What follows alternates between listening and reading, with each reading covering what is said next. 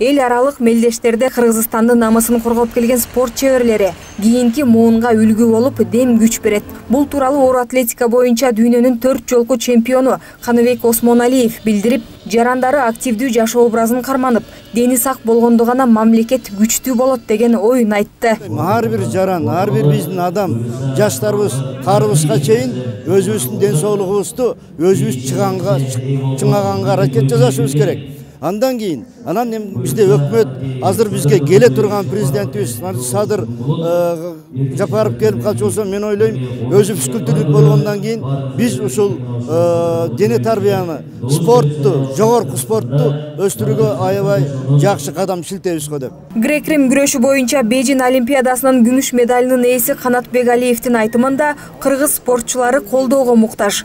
Спортко каражат аз бөлүнүп, айлык акынын аздыгынан кесипкөй машыктыруучулар да жокко эсе. Андан сырткары спорт объектилеринин абалы да жакшы эмес. Курулуш жагы аякка 30 жылдан бери эч кандай бир дагы спорт имараттар курулбайт. Жана ошондой эле тамак аш, витаминдер жетишсиз.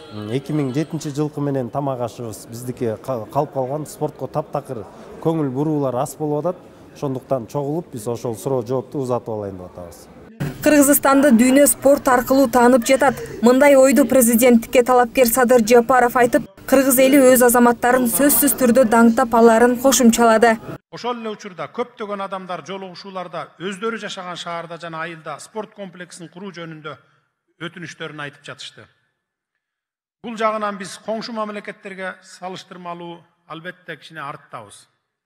Кыргызстанда спорт калдык принциби боюнча каржыланган жана каржыланып келе жаткандыгын ачык моюнга алышыбыз керек.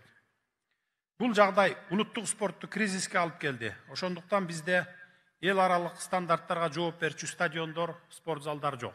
Президенттикке талапкер Садыр Жапаров Сербиянын борбору Белград шаарында өткөн дүйнө кубогунда кыргыз намысын коргоп келген спортчуларды дагы бир сыйра куттуктады. Бул жеңиштер тынымсыз аракет, күнү-түнү жүргөн машыгуулардын жыйынтыгы экенин белгиледи.